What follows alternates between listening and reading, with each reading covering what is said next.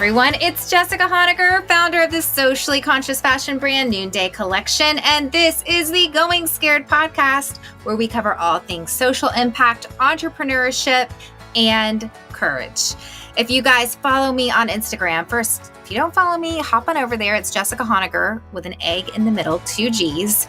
I have been traveling a lot the last few weeks. I've been to Nepal and Thailand and India and the Dominican Republic and spring breaking with my kids in Colorado and filming a photo shoot in Joshua Tree. It's been a little bit back to back and I'm a little tired. And so today's podcast about rest came at such the good time for me. You are going to learn so much from our guest today, Dr. Saundra Dalton-Smith. She's a board-certified internal medicine physician. She has an active medical practice in Alabama, and she's also an author of the new book called Sacred Rest: Recover Your Life, Renew Your Energy, Restore Your Sanity. It was such a great conversation, and before we give it a listen, I just wanted to thank you guys for giving Going Scared reviews on iTunes. I love what Ari Yancey had to say. Jessica Honecker is such a champion of courage and entrepreneurship. I've never considered myself to be an entrepreneur, but after listening to this podcast series, I've realized that the only thing limiting me from starting new things or following a passion or call is my own fears and worries, these totally artificial limits I place on myself. How am I going scared? We are pursuing adoption. Thanks for a healthy dose of courage, Jessica. Thank you so much for that review. So the reason I'm asking for reviews and ratings is because we provide these conversations. We have these incredible guests on the show so that you can grow, so that you can be more courageous, so you can learn more about social impact, become more aware of yourself. And don't you want other people to find these conversations? So head on over, leave a review. If you are a listener, then this is just a little way you can give back to the show so that more people can discover these conversations. All right, without further ado, let's listen in on what Dr. Saundra Dalton-Smith has to say about rest.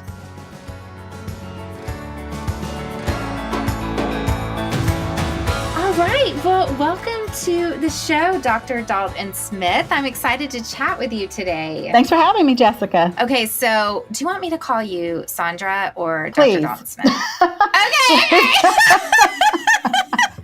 It's kind of hard to be conversational and informal if you keep calling me doctor.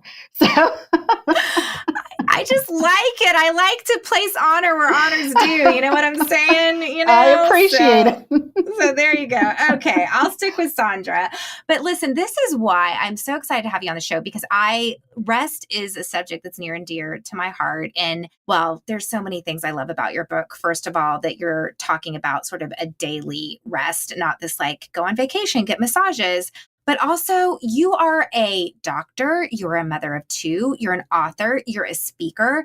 And I have read books about rest by men who live in the desert, you know? And I'm like, okay. Or people write about rest that don't do a whole lot in their lives. But you're coming from the perspective of a doer. So before we dive into the topic of today, which is rest, could you give me the Dr. Dalton-Smith 101? Well, you pretty much summed it up really well. I'm an internal medicine physician. I've been in practice for about 20 years now.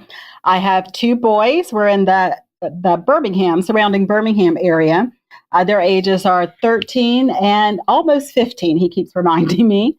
I'm married, been married for 17 years, and I do a lot. I love writing. I love sharing with people how to make their life better. My platform and my website is I Choose My Best Life, because I like to help people be able to do that.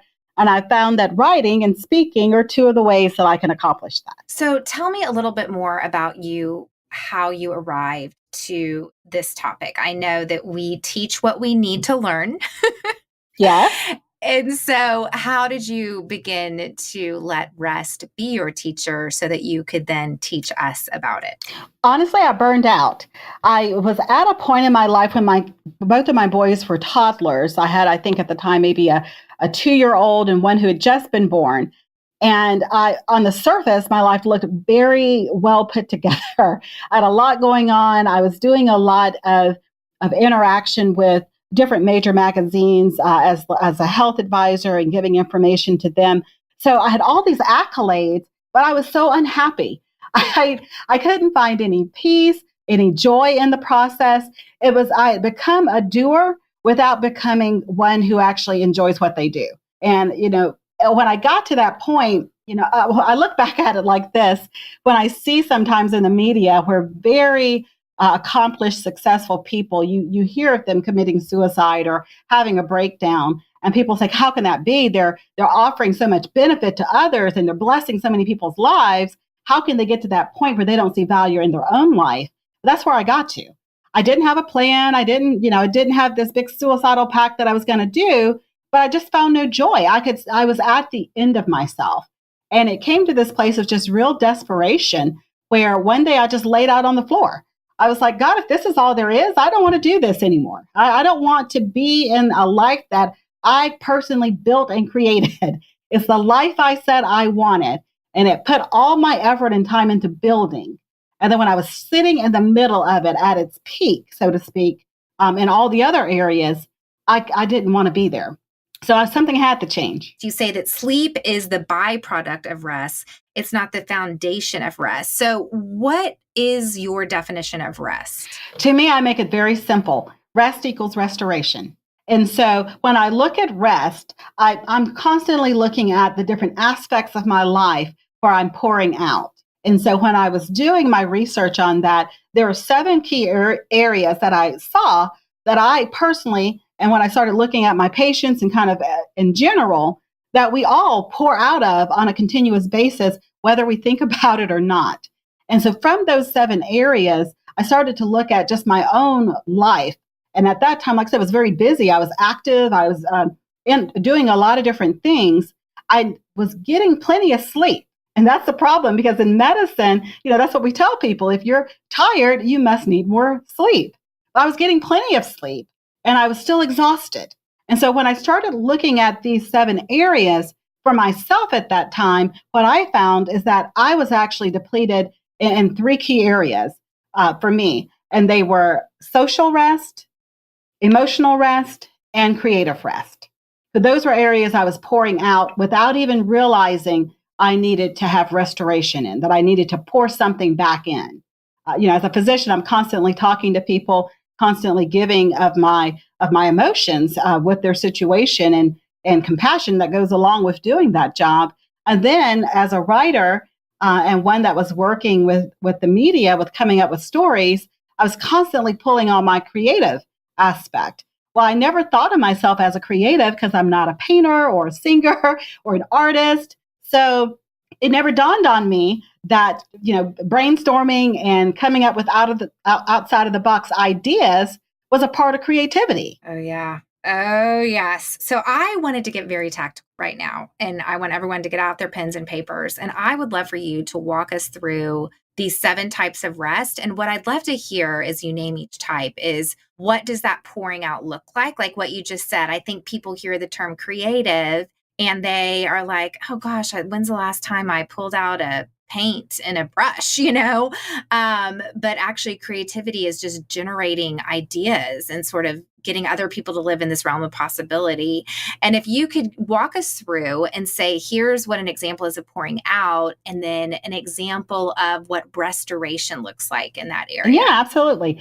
So I'll start with physical rest. I think that's the one most of us are most familiar with because we automatically start thinking about sleep. But what I want you to start realizing is that physical rest in itself has 2 different components. You have the passive, which is sleeping and napping. And then you have the active physical rest, which is where you hear people talk about things like yoga or leisure walks. So pouring out physically can be something as basic as a mom lifting up a toddler all day long and exhausting her arms from the repetitive weight of picking up a 20-pound child. And then the restoration of that would be the things that restore body fluidity in that area, that helps the circulation and the lymphatics and the muscles to go back to their relaxed state. So that could be stretches, that could be neck rolls, it could be a self-massage where you're just doing it to your own arms. If you're someone who stands all day, you're walking back and forth maybe at offices, or you're traveling a lot, so your legs are kind of staying in a static position on planes. The restoration of that could look like doing a leisure walk, not where you're actually trying to burn calories, where that's the main goal, but the goal is to restore circulation and to improve the lymphatics. So that's just a very basic one with physical. And then the pouring out could be, let's say, for instance, if you're working on the computer and you're constantly having to do some type of activity where you're on the computer and you're processing information, if you work with numbers and you're processing information, anything where you're having to concentrate pulls on your mental rest. And then the restoration of that is allowing yourself that cerebral quiet time so that your mind kind of can go back to that even ground where it's not trying to process something. And for most of us, that's hard to do because we have so much of an information influx coming in from so many places. And something that's just very basic that most people can do when your brain kind of keeps all this information just running around in it is to have a time where you do what we call a brain dump, which is basically you can journal if that's what you're into. I'm not into journaling. So I just keep a notepad by the bed. So if there's something that is rummaging around in my brain before I go to bed and it won't let go, when you jot it down on just a Post-it note or a piece of paper, you give your brain permission to release it, because otherwise it thinks it needs to hold on to it because it doesn't want to let you down and forget that information. But when you release it, you still can go back and process that if it's something you need to work through or remember, but you allow yourself to go to that quiet place in your brain so you can at least get some high quality sleep. And then next would be spiritual rest. That's different for different people. I speak to a lot of different groups, so that gets tricky depending on what groups you're speaking to. But spiritual rest really is that ability to kind of recline in the knowledge of the holy. And so someone who gets drained with spiritual rest is often, I see it a lot in ministry. So you're pouring out from that reservoir. You're pouring out from that ability to help others see God in a different way. And so most of the time when I see it in ministry, one of the ways that they can help to kind of get back to that place of spiritual rest is to focus more on the relationship rather than the theology of it all, the details and the religion of it all, but focusing more on that relationship. And really sensing of being a part of something bigger, that sense of belonging and love, acceptance, and purpose that really keeps us grounded. Emotional rest, pouring out on that could, for a lot of women, this is a huge one, the emotional rest component. It has a lot to do with people-pleasing behaviors. So the pouring out is the saying the yeses when you really should say no because you don't really want to do it. You're giving a reluctant yes rather than a truthful no. And what happens with that is you start letting go of your personal boundaries, and then you start feeling devalued because people are stepping in on your boundaries. But you didn't really erect them in a way that they even know that they're doing something you're not happy with. And so reclaiming that emotional rest begins with taking ownership of your no's and and feeling that level of comfort to just be authentic. That when something isn't a good fit for you, that you have the freedom to say that without having to explain it to anyone. With social rest, as I mentioned, this was a huge one for me. It starts with recognizing those relationships that revive you and differentiating them from those that exhaust you. Now, that gets really tricky. If you're, one woman told me after a conference, she goes, what if that person is your husband? So yes, sometimes the person that's draining you is someone you live with. So, but I mean, if you think about it, your kids are constantly pulling from you. They have to. That's kind of their relationship with you, is that they need stuff from you. So it's not that the people that need things from you are bad. It's just the dynamics of that relationship. And so as adults, we have to realize that we also need those people who pour back into us. So you want to make sure you maintain those relationships where people don't want something from you specifically. That's where friendships are so important. And it gets tricky when you start seeing adults who they spend all their time focusing on family and their kids, but then they let all their relationships just disintegrate. And you can't do that, because that's when you lose that social rest, that ability to get rest in the presence of another. And I see people losing this as far as being drained in this area, particularly if they work around large groups. Teachers, I have a lot of teachers who contact me about this being a big issue. They are always around students. And so the students are always needing, pulling from the teacher. And the teacher needs someone to pour back into them. We see the same thing with people in ministry. We see the same thing with parents. One of the ways that I love that I'm finding that groups of women are restoring their social rest is by something as simple as doing using the WhatsApp app or Skype or Zoom. And they're doing like these little mommy coffee dates without ever leaving their house. They they set up a time that's usually short. The ones they're sending me information about, they're usually short, like a 10-minute at 8 o'clock. The kids might be in the background screaming or throwing peanut butter. I mean, whatever's going on, no one's trying to make it look pretty. It just is what it is. And so they're able to have that face-to-face contact, which is what most of the research is showing is the most beneficial part of that social rest. It's the rest we get in the presence of others that get us. And so having that time with your people where you can see the facial expressions, the body actions, and you can really kind of feel connected with them. And you can do it now without even having to leave your home. Obviously, we prefer it to be face-to-face. And for couples, for couples who start feeling like their relationship is getting pulled apart, that's one of the things that's recommended is for them to just spend 5 minutes a day where they're face-to-face with each other. And they're asking a very basic question, how was your day? But they're not allowing each other to give one of those, oh, it's good, it was fine. I mean, you have to give a real answer, a heartfelt answer where you actually let that other person into what's going on with you. And I'm loving how couples are starting to kind of reconnect with that. Because if you think about it, when we fall in love, we don't fall in love looking away from each other at our computer screens or at the TV, which is how most couples end their day, not looking into each other, but looking away from each other. And so just that little bit of a shift in how we're responding to the person we want to stay connected to can make a huge difference. The first one is sensory rest, which is one that you likely are getting have drained in ways you haven't even thought about. So if you work in an office space that has background noise, maybe you're in a cubicle type space with that, what I call background hum of people talking and phones ringing, or if you're a homeschool mom and you're having, screaming kids in the background, or the sounds of different Lego blocks tapping in the background. If you work in a job area that's just noisy in general, the bright lights that are in some office spaces, those the fluorescent lights that are constantly bright. And then if you're working on a computer screen, you also have the influx of that. So there's so many ways that we get kind of sensory overloaded, even with touch. If you're working where people are constantly touching you, as a physician, I'm constantly touching people. And as a mom, if you're a mom of small kids, you may be constantly being touched.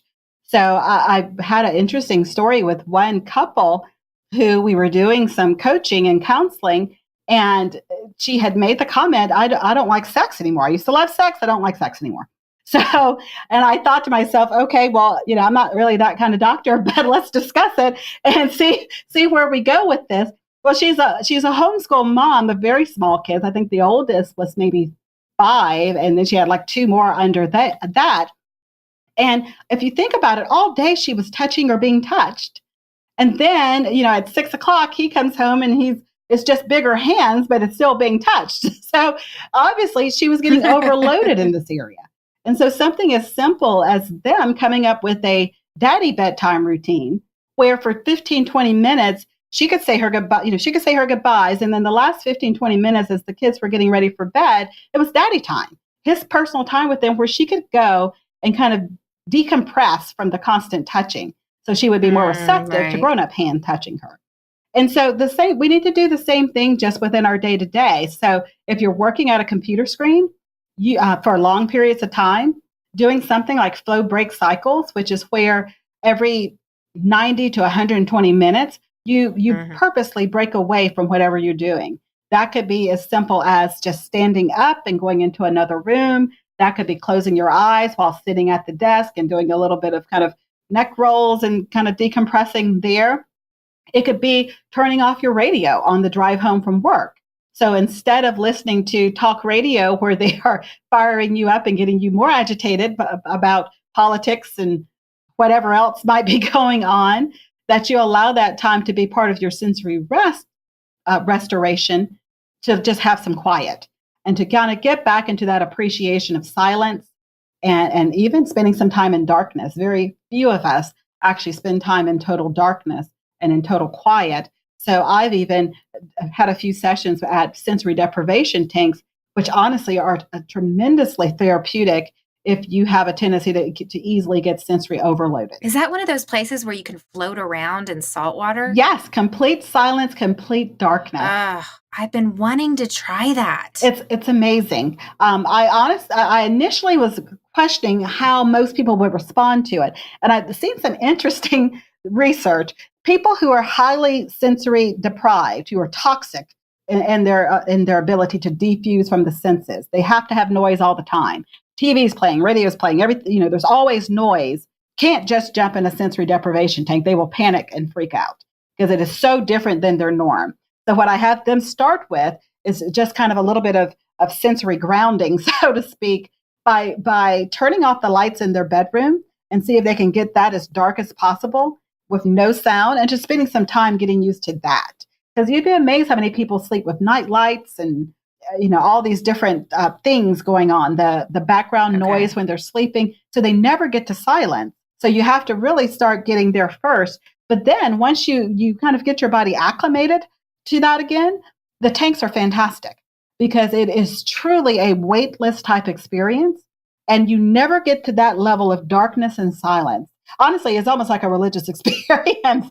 It was amazing. Do it and let me know what you think about it. And then last is creative rest, which is really the allowing beauty to inspire and to liberate awe and wonder inside of us. And so often we get away from that. We see the appreciation of beauty and the allowing ourselves to be creatively awakened, to be kind of that extra thing on the side. If I have time, I'll go do some of that. Or we think it has to be at a vacation. And it can be as simple as time spent outside. If you have, if there's something that you just walk by. I found that just even doing a walk in my own yard, I discover things that I don't pay attention to. Flowers that are popping up out of the blue, just things that I'm not conscious of, even though they're right in front of me. And just allowing myself to kind of reconnect to that. And this research is just amazing because when they've done research, a large number of people say that they feel better at the ocean and at beaches. And what they're finding is that when you do MRI imaging of the brain, when they're looking at these type of scenes, large bodies of blue water, that there actually is a chemical response that happens, that we actually are being changed on the inside from the beauty we appreciate on the outside. And so that's the same whether it's natural beauty or it's something like going to an art museum. And it's not creating art, because some people say, well, I like to go to those what are those wine painting galleries where you can have a glass and paint at the same time. Well, that's fun, and there's nothing wrong with fun, but it's not the same as creative rest. That's actually creative work. You're pulling on your creativity to produce something. And we have to learn that rest is really about restoration. Wow. It's about you being poured into. Hey, thanks for letting me interrupt this conversation for just a hot second. If you guys have been listening to Going Scared for a while, I know that you are people that are committed to courage, you're committed to impact, and you're committed to entrepreneurship. And as you probably know, I am the founder and co-CEO of a social impact company called Noonday Collection. And the way that Noonday grows and creates an impact is through our ambassador opportunity. Ambassadors are social entrepreneurs who earn an income while also making an impact. And right now, I personally am looking for 20 social entrepreneurs who are ready to crush it, who are saying, I'm ready to harness my courage to make a difference in the world. And I want to personally invite you into this opportunity. We now have the opportunity for you to start a business for $99, which is so crazy and so amazing. For $99, you are going to get your own website. You are going to get a sample collection of product. You're going to get all of the training that you need. And I want to get to know you. So if this is something that you are interested in, if you already know an ambassador, then give her a call, let her know. If you don't know of an ambassador, then would you please reach out on the website at noondaycollection.com, click on join, let them know that you found out about it through Going Scared. And I just can't wait to join you on this amazing journey. I listened to this podcast by this guy. He has this brand called Bulletproof Coffee. And he considers himself this like life hacker, and he'll tell you he's a total geek. I mean, he's like trying to live to be 200 years old. And so he has all of these like major specialists on his show. But recently he said something that actually the healthier you are, the less actual sleep you actually need at night, because you go into REM a little bit more. And that actually motivated me, because I currently pretty much need 8 or 9 hours to feel really good. But I'm like, I'm getting a little older now. And they say the older you get. Well, the sleep requirement is different for every person. Oftentimes that starts getting formatted fairly young. But what I do find is that most people, when they actually learn how to live a rested lifestyle, not just taking a momentary day on the weekend to try to get some rest, but they're actively staying aware of which of these 7 they're depleted in, and they're repleting it before trying to go to bed, or trying to make sure that they're on top of that, usually do go to sleep a lot faster. Their head hits the pillow and they're out, because they're not processing information. Their body's not wound up. Their senses aren't wound up. They're physically in a rested state. They do go into sleep faster, because if you look at it, sleep has really 5 different cycles. You have the 2 big components, the non-REM and the REM. And with the non-REM, you have stages 1 through 4, and then 5th being the REM sleep.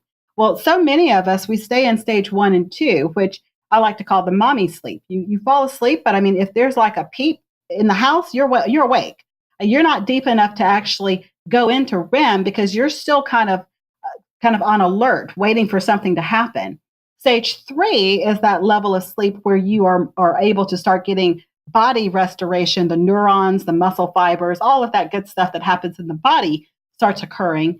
And stage 4 is that very deep level of sleep where if you have kids and you've ever had them fall asleep in the car and you have to pick them up and they're like a rag doll, they're just floppy, completely oblivious, that's stage 4. Well, most adults hardly ever get to stage 4. And when they do, then it's very short-lived, and they jump straight into the REM sleep. And so that's the thing. You want to be able to quickly get to stage 3, which is where a lot of that good restoration that occurs during sleep happens. And then when you get to stage 3, you will quickly transition into the REM sleep, because like I said, adults don't stay in 4 for very long. I think it's more of a protective mechanism, but we go into that REM a lot faster. And how much REM sleep do you need to kind of feel healthy? Well, that's the thing. You really don't have any control over the as far as the amount of the REM sleep. The thing is, when you're waking up the next morning, if you wake up and you don't feel ready to go, you don't feel energized, then the sleep that you received may or may not have been the problem if there was other areas, other types of rest that you're deficient in. And I think that's why sometimes the whole sleep and rest, we really have gotten in the habit of combining those as one big concept, like sleep and rest, as if they're the same thing, but they're completely different, because sleep is a type of rest. So you have to kind of see what I like to say, what kind of tired are you?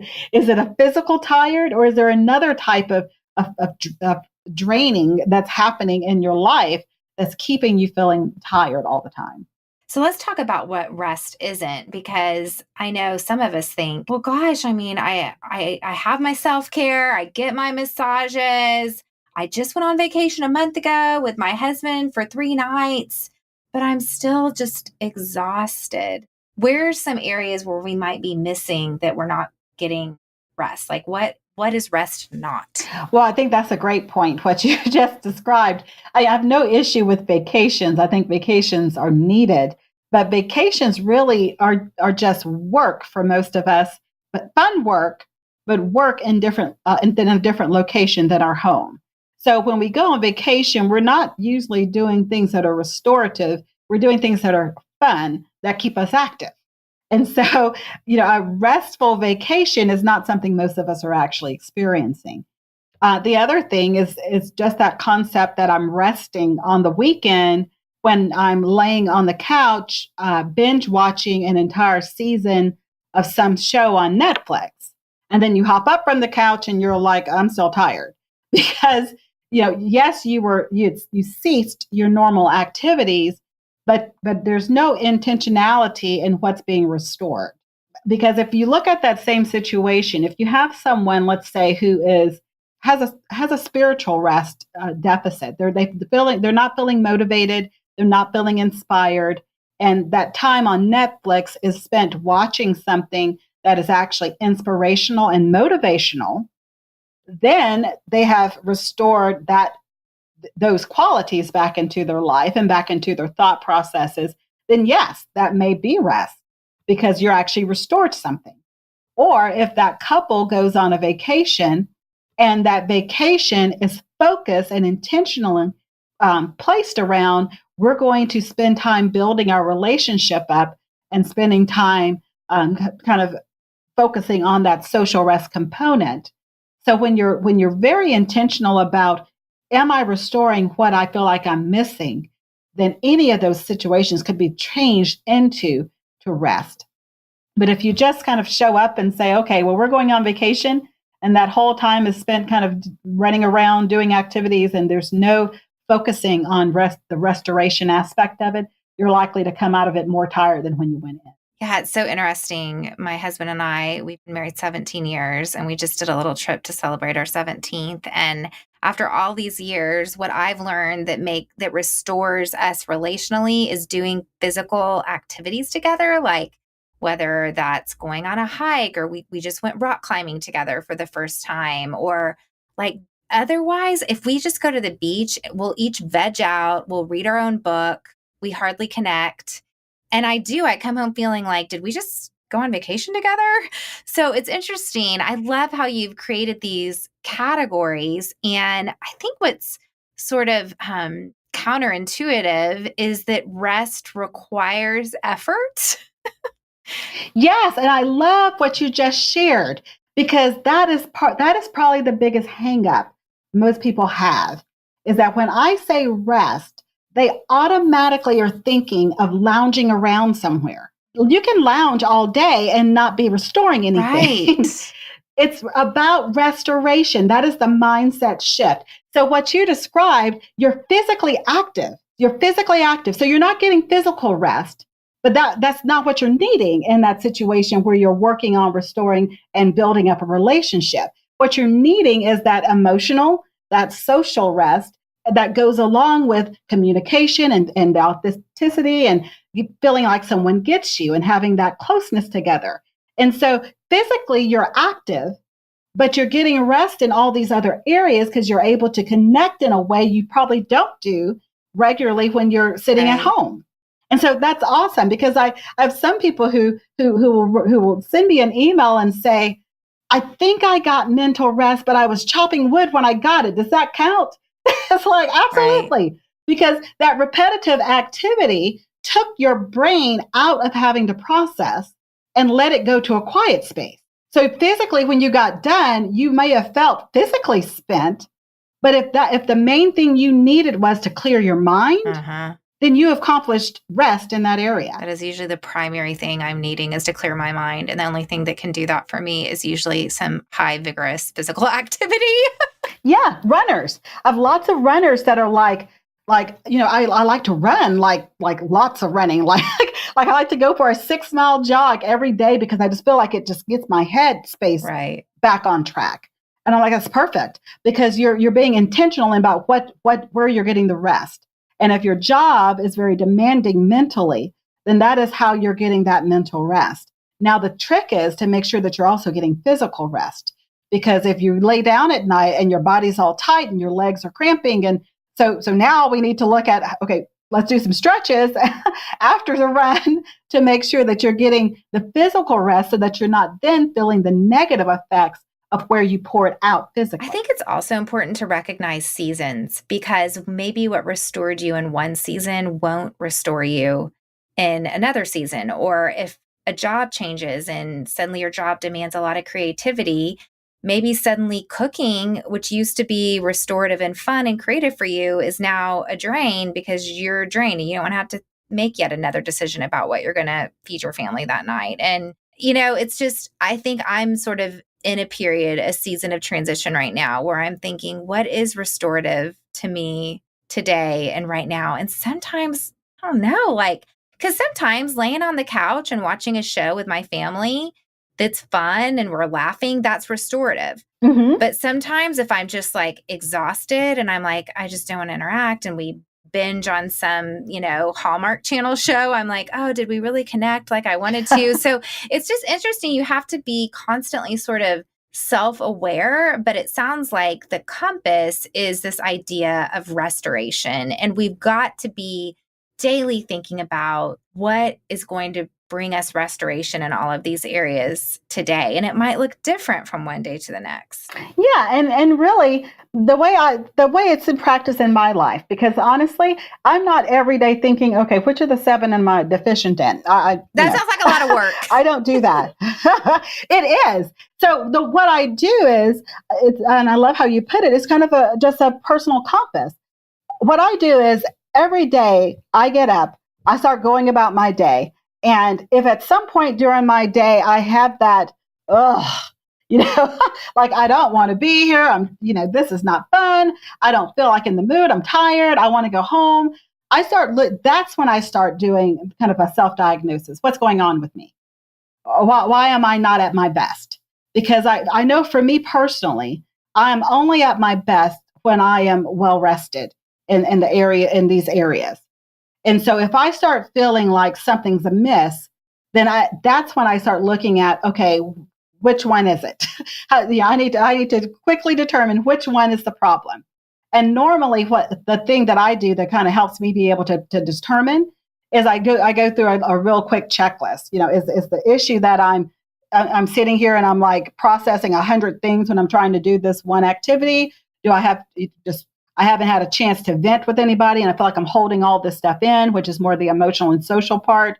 Have I not had any time to do any type of spirituality activities that are usually beneficial to me? I do a kind of quick assessment about what have I stopped doing, because usually that helps me to see what I'm needing to get more of. Because, when you get busy, sometimes you'll let up on some of those things. And so that run that clears your mind, all of a sudden it's like, well, I don't have time to run today, I'll get to it tomorrow.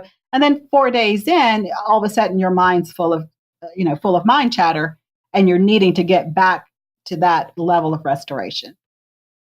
So true. And then we're also individual, so what brings my husband rest is completely different than what might bring me rest. That's a great point. And most couples, you always we always kind of want to have these similarities so we can do things together. But usually couples do not have the same main rest deficit. Their main rest deficits are usually completely different because their roles within the home are completely different. And so where they're being pulled at is not the same. Where they're pouring out is not the same place their spouse is pouring out. That's so true. So you have treated so many patients, and you speak at conferences, you coach people. What is your biggest concern for sort of the macro current state of mental and physical health today? Really, the biggest area of concern that I'm seeing has to do with teens, which is not an area that I have a lot of influence in at this time, but that is the biggest concern that I've been seeing, because when I do have opportunities to speak to teen groups, what I'm hearing from them is extremely disturbing. Wow. With the way social media is, and with the expectation parents have on kids in this current generation, I find myself as an internist confronted with teens in the emergency room who have just attempted to commit suicide, whose lives on the outside look very good, but who have gotten to a point of such desperation in their emotional and social rest deficits that they no longer can even see their way clearly. Um, and the thing that really I think disturbs me the most is when I have two teens that are in one's junior high, one's high school. When I go into their setting or I'm around their friends, there's a huge population of teens who have lost the ability to do eye to eye contact. So you talk to them and they're talking like through you. They like look beside, like at your ear instead of at your eyes, or they look down when they're talking. And they've lost this. It's so funny because I just had a meeting at my kid's school today, and the counselor just went on and on. She said, your daughter just really looks me in the eyes. She looks us in the eyes, and and I was like, yeah, I mean, isn't that basic parenting? Like, it is not. It is not. And there's a generation that's coming up that has lost the ability to truly feel valued in their authenticity. They always feel like they are under the pressure of performing and doing more and being more and showing up as more. And they cannot look people in the eye. And it's very disturbing to see, because this is the next generation of everything. Right. That's everything that we're needing. They're the next generation of everything.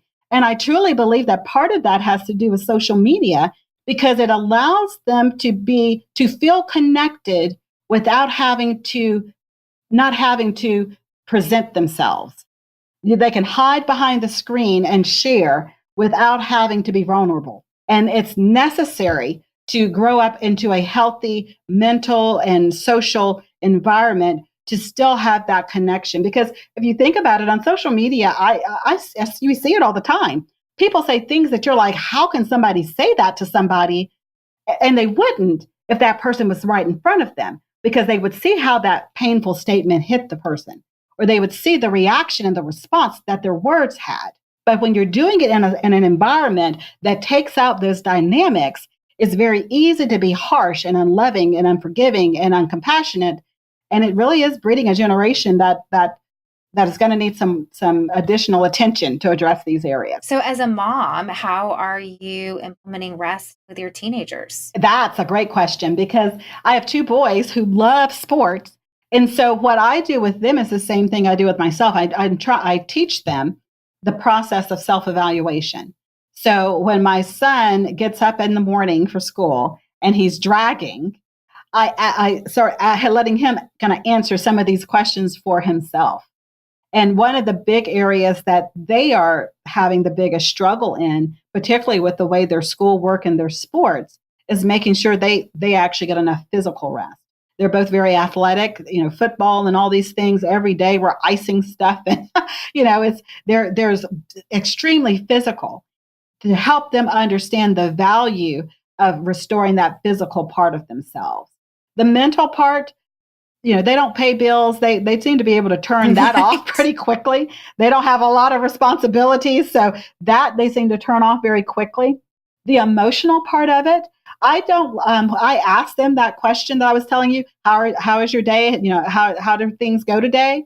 And I refuse to let them give me that one word answer.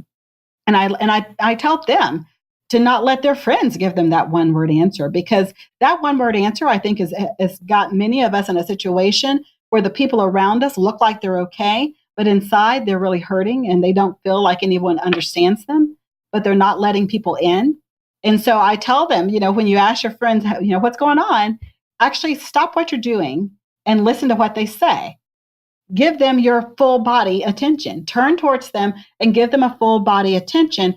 And then it invites them to do the same back to you. But when we do it so casually, just kind of walking down the hall and you kind of flip that term out there, it gives a sense that I don't really want to know your answer. I'm just saying these words. And so to be conscious of how we interact with the people we care about. I'm curious. My daughter, she just turned 13 and she does talk about being tired a lot, and she does get a lot of sleep at night. And we're actually not living a super, like, it's not even in extracurriculars right now. Is there something about teenagers where their bodies are tired, like where they're tired? They need more sleep on average. We're looking at the textbook, so to speak. I know most of us don't fit into any kind of textbook, but if we're looking at the textbook, teens need quite a bit of sleep because there's such a growth and hormonal change that's happening with them. Okay. So most teens do require, the last study I looked at said somewhere between 9 to 11 hours of sleep a night. Okay. I mean, honestly, most teens aren't getting anywhere close to that. No. So, wow. This is so good. I think it just brings so much clarity to our listeners today, and especially this idea that we have to be intentional about rest. You say in your book that our human default is to do what's easy instead of what's beneficial. And I think that when you're already in a place of feeling tired and worn out, the easy thing is to scroll social media, pour the glass of wine, turn on the Netflix. And yet, is that what will restore us and be most beneficial in the end? And so if we can sort of decide ahead of time, here's what is going to restore me in this area of my life, then maybe we commit to doing that. We commit to walking outside and standing barefoot in the grass and listening to the birds chirp instead of scrolling our social media or whatever, then that's when we begin to actually do those restful things that do restore us and get us better sleep in the end. Yeah, and it's absolutely, and it's different for every person. And I think one of the main things I wanted to make sure that I shared before we conclude was that I think what I'm finding is most people, when I first start discussing this, they automatically think that they have to kind of hit all 7 of these at one time. It's like, oh God, she's giving me 7 homework assignments to do. And the reality is most of us are already exceeding at some of these. We're doing it naturally, but we just don't know that that's what we're doing. We've just kind of adopted it as a process of how we maintain ourselves. But there's usually 1 or 2 of those 7 areas that we are either not aware of or we have not fully identified it as the cause of why we're feeling tired. So I always have my patients, when I first start working with them, to do my free assessment at restquiz.com so that they can actually determine which of the 7 types of rest that they're most efficient in. That way they're not wasting their energy fixing something they already excel at, but they're focusing their attention on the specific type of rest they really need. You know, it's counterintuitive that rest requires effort. I think we think of rest as tuning out or leisure or just sort of chilling out, but rest is actually restorative. So I'm really having a mindset shift on this one, and I hope that you are too. Thanks so much for tuning in to today's show. Our wonderful music is by my good friend Ellie Holcomb. Going Scared is produced by Eddie Kolfoltz, and I'm Jessica Honegger. Until next time, let's take each other by the hand and keep going scared.